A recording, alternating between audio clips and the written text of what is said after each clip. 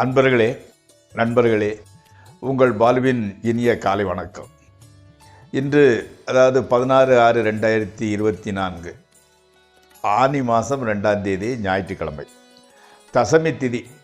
அதே மாதிரி அஸ்த நட்சத்திரம் 11-12 வரை பகல், அதற்கு மேல் சித்திர நட்சத்திரம். ராகுகாலம் சாயங்காலம் 4:30 6 வரை.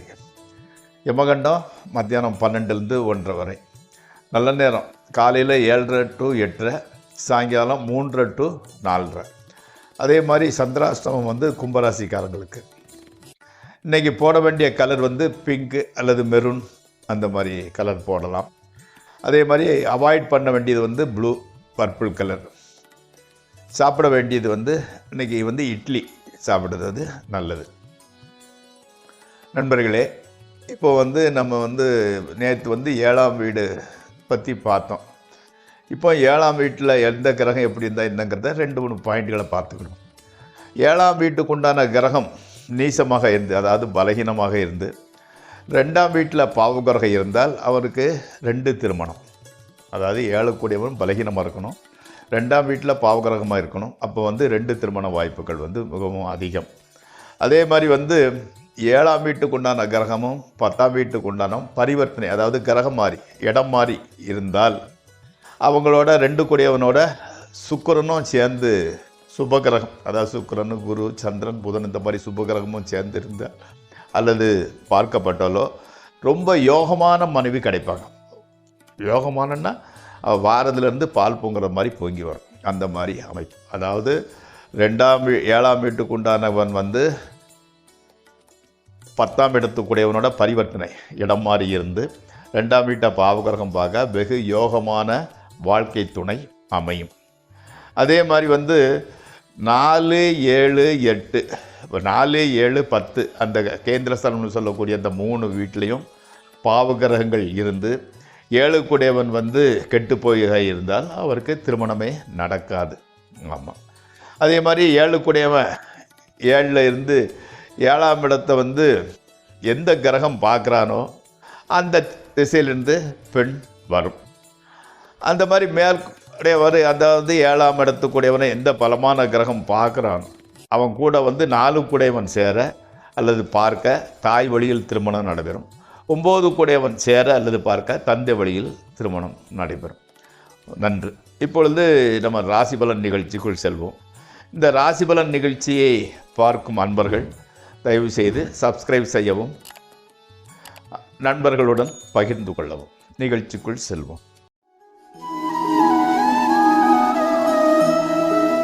முதலில் மேசராசி. கெட்ட கனவுகள் செல்கின்றன. நல்ல கனவு வந்தால் ரசிக்கலாம், கெட்ட கனவுகள் வருகிறது. அம்மாவுக்கு கூட கொஞ்சம் உடல் ஆரோக்கியம் பாதிப்பு, சின்ன பாதிப்புகள் இருந்து கொண்டு இருக்கிறது. பணவரத்து ஓரளவு பரவாயில்லை. தொழில் உத்தியோகம் ஓகே, நல்லபடியாகத்தான் போய்கிட்டு இருக்குது. கணவன் மனைவி உறவு கூட நன்றாகத்தான் இருந்து கொண்டிருக்கிறது. விநாயகர் கோயிலுக்கு சென்று வாருங்கள், அந்த கனவுகள் தொந்தரவு கொடுப்பதில்லை. அடுத்து ரிஷபராசி. மகன் அல்லது மகளை பற்றிய நினைவு தான் மனதை ஆக்கிரமித்து கொண்டிருக்கிறது. ட்ரேடிங் பண்ணுறவங்களுக்கு ஓரளவு நல்ல லாபம் வருகிறது. பணப்பழக்கம் ஓரளவு பரவாயில்லை. புதிய ஐடியா மனசில் உருவாகிறது, அதன் மூலம் பெரிய மாற்றம் வர்றதுக்கு வாய்ப்பு இருந்துக்கிட்டு இருக்கிறது. துணிந்து செய்யுங்கள். அடுத்து மிதுன ராசி. உடல்நிலை கொஞ்சம் டல்லாக தான் இருந்துக்கிட்டு இருக்குது. எந்த டாக்டர்கிட்ட சொன்னால் கூட என்ன பிரச்சனைன்னு கரெக்டான ஐடென்டிஃபை பண்ணுறதில்லை. மருந்து வேலை செய்ய மாட்டேங்குது. காரணம் மனம் கூட ஒரு ஒத்துழைக்க மறைக்கிறது. எல்லாம் நெகட்டிவ் தாட்ஸ் தான் இருந்துக்கிட்டு இருக்குது. மெடிடேஷன் பண்ணிக்கிட்டு வாங்க.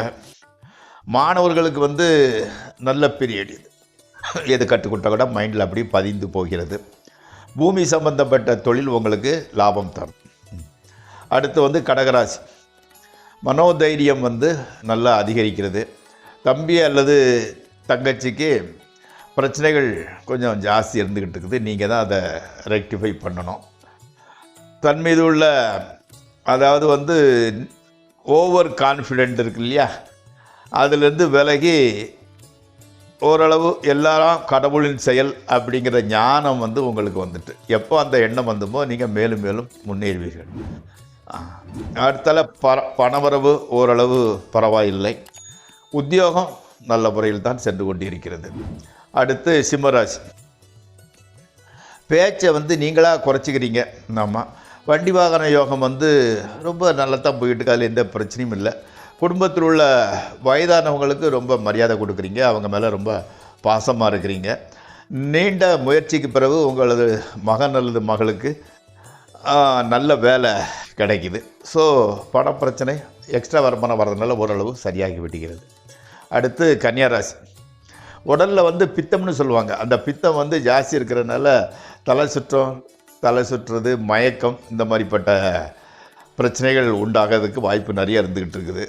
அதனால் வந்து பிரயாணத்தில் கொஞ்சம் ஜாக்கிரதையாக இருங்க. காலையில் வெறும் வயிற்றில் இஞ்சியை சாறு எடுத்து அதை குடிக்கிறது வந்து இந்த பித்தம் குணமாகிவிடும். பணவரத்து பரவாயில்லை. மனைவி கூட ஆச்சரியமாக பொறுமையுடனே பேசுகின்றார். அடுத்து துளாராசி. வேண்டாத செலவுகள் ஓரளவு கட்டுக்குள்ளே இருந்துக்கிட்டு இருக்குது. ரொம்ப செலவு பண்ணிக்கிட்டு இருந்தீங்க, அது வந்து கண்ட்ரோலுக்கு வந்துடுச்சு.